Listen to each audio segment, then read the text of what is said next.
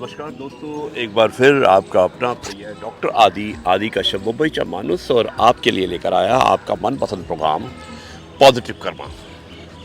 Episode number दोस्तों 1169 है और स्थान आप देख सकते हैं कि दिल्ली है। कितना खूबसूरत दृश्य है जो मैंने आपको पहले भी दिखाया था। ज़्यादा समय ना लेते हुए शुरुआत करता हूँ इस कार्यक्रम की। दोस्तों आज के एपिसोड में हम हमारे एक प्रिय दोस्त हैं विवेक वर्मा, बुल्गारिया में रहते हैं और जो कि आर्किटेक्ट है पेशे से। उन्होंने मुझे एक बहुत अच्छी कहानी भेजी है जिसका शीर्षक है ये वक्त भी गुजर जाएगा। शुरुआत करता हूँ इस कार्यक्रम की कुछ इस प्रकार। जाइएगा मत, मिलते एक छोटे से ब्रेक के बाद। एपिसोड नंबर 1169 और आज की कहानी का शीर्षक है ये वक्त भी कट जाएगा। भेजने वाले हैं विवेक वर्मा और मुझे उम्मीद है कि आपको ये कहानी अवश्य पसंद आएगी। एक बार एक राजा की सेवा से प्रसन्न होकर एक साधु ने उसे एक ताबीज दिया और कहा कि राजन, इसे अपने गले में डाल लो और जिंदगी में कभी ऐसी परिस्थिति आए कि जब तुम्हें लगे कि बस अब तो सब कुछ खत्म होने वाला है, परेशानी के भंवर में अपने को फंसा हुआ पाओ, कोई प्रकाश की किरण नजर ना आ रही हो, हर तरफ निराशा और हताशा हो, तब तुम इस ताबीज को खोलकर इसमें रखे कागज को पढ़ना और उससे पहले कभी भी मत पढ़ना। राजा ने ये ताबीज अपने गले में पहन लिया और एक बार राजा अपने सैनिकों के साथ शिकार करने घने जंगल में गया। एक शेर का पीछा करते करते राजा अपने सैनिकों से अलग हो गया और दुश्मन की सीमा में प्रवेश कर गया। घना जंगल और सांझ का समय। तभी कुछ दुश्मन सैनिकों के घोड़ों की टापों की आवाज राजा को आई और उसने भी अपने घोड़े को तेजी से बढ़ा दिया। राजा आगे आगे और दुश्मन सैनिक पीछे पीछे।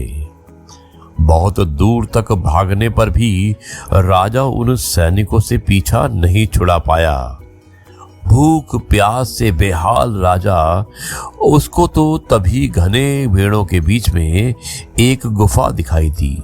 उसने तुरंत स्वयं और घोड़े को उस गुफा की आड़ में छुपा लिया और सांस रोककर बैठ गया। दुश्मन के घोड़ों के पैरों की आवाज धीरे धीरे पास आने लगी। दुश्मनों से घिरे हुए अकेले राजा को अपना अंत नजर आने लगा और उसे लगा कि बस कुछ ही क्षणों में दुश्मन उसे पकड़कर मौत के घाट उतार देंगे। वो जिंदगी से निराश हो ही गया था कि उसका हाथ अपने ताबीज पर गया और उसे साधु की बात याद आई। उसने तुरंत ताबीज को खोलकर कागज को बाहर निकाला और पढ़ना शुरू किया। उस पर्ची पर लिखा था, ये भी कट जाएगा। राजा को अचानक ही जैसे घोर अंधकार में एक ज्योति की किरण दिखी। डूबते को जैसे कोई तिनके का सहारा मिल गया हो, उसे अचानक अपनी आत्मा में एक अकथनीय शांति का अनुभव हुआ।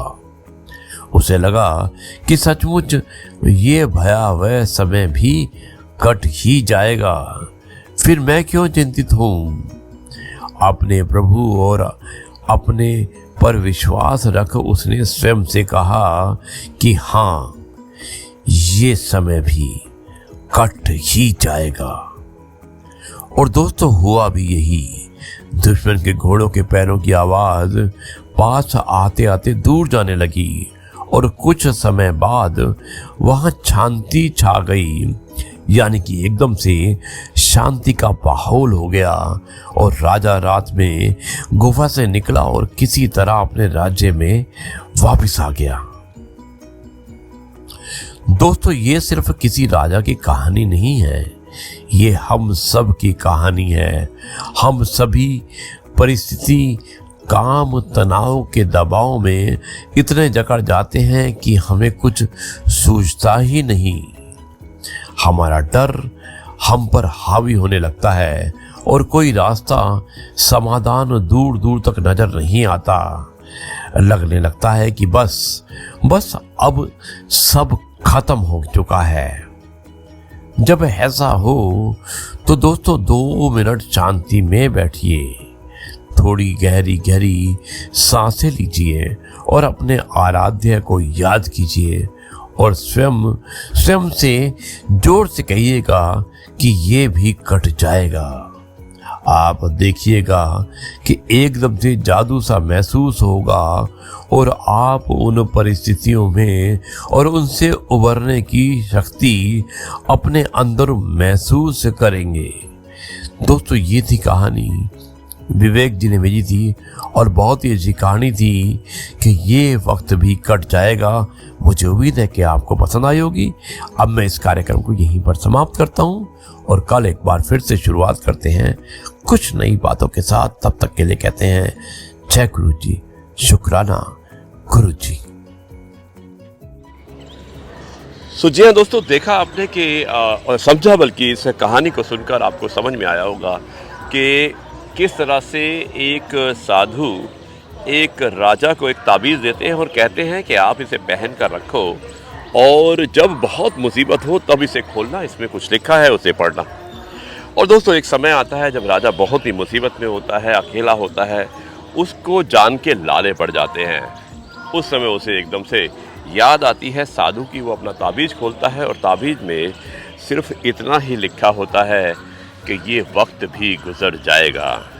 और दोस्तों, एक जादू सा होता है, कॉन्फिडेंस बढ़ता है राजा को और धीरे धीरे राजा देखता है कि सच में जो उसकी मुसीबत थी वो चली गई है। दोस्तों, कुछ इसी तरह से प्रॉब्लम हमारे साथ होती है कि हम भी जब कभी मुसीबत आती है तो पैनिक हो जाते हैं। हमें पैनिक होने की ज़रूरत नहीं है, मैंने पहले भी कहा है। हमेशा पेशेंस रखिएगा और विश्वास कीजिएगा, वो वक्त भी गुजर जाएगा। ये है आपका अपना प्रिय डॉक्टर आदि कश्यप, मुंबई चा मानुस, और आपके लिए लेकर आया आपका मनपसंद प्रोग्राम पॉजिटिव कर्मा। स्थान है नई दिल्ली, आप देख सकते हैं। और अब मैं इस कार्यक्रम को समाप्त करता हूं और कल शुरुआत करेंगे एक नए कार्यक्रम की, एपिसोड नंबर 1170 की, कुछ नई बातों के साथ। तब तक के लिए मैं कहता हूं जय गुरु जी, शुक्राना गुरु जी।